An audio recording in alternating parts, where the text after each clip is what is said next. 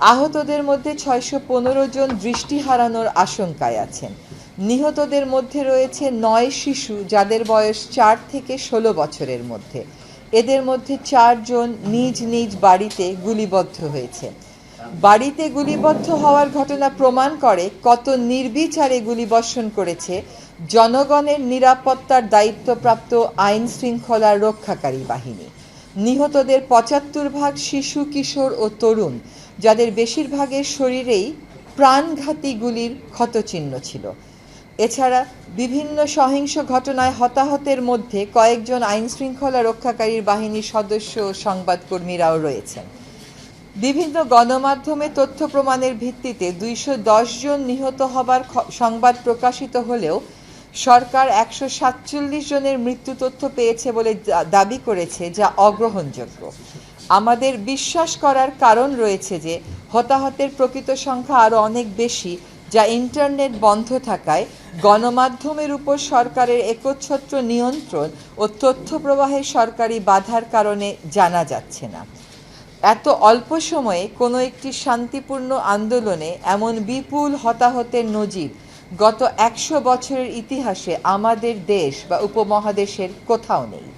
পুলিশের নির্বিচার গুলিতে নিরস্ত্র আন্দোলনকারী, পানি বিতরণকারী কিশোর, পলায়নরত ছাত্র ও ছাদে খেলতে যাওয়া শিশুর মৃত্যুর যে হৃদয় বিদারক বর্ণনা বিভিন্ন গণমাধ্যমে পাওয়া যাচ্ছে, তাতে স্পষ্ট যে বল প্রয়োগ ও সহিংসতার সকল মাত্রা অতিক্রম করা হয়েছে এবং সাংবিধানিক ও আইনি সকল সুরক্ষা লঙ্ঘিত হয়েছে। গুলি করার ক্ষেত্রে পুলিশের আইন ভঙ্গ করা হয়েছে। দেশের বেসামরিক নাগরিকদের শান্তিপূর্ণ প্রতিবাদ দমনের জন্য জাতিসংঘের লোগো সম্বলিত সাজোয়া যান রাস্তায় নামানো হয়েছিল। সেনাবাহিনী ও সীমান্ত রক্ষাকারী বাহিনীকে নিয়োজিত করা হয়েছিল। কারফিউ জারি করে দেখামাত্র গুলির নির্দেশ দেওয়া হয়েছিল এবং হেলিকপ্টার থেকে টিয়ার সেল, সাউন্ড গ্রেনেড এবং অভিযোগ মতে গুলি ব্যবহার করা হয়েছিল, যা দেশের ইতিহাসে নজিরবিহীন।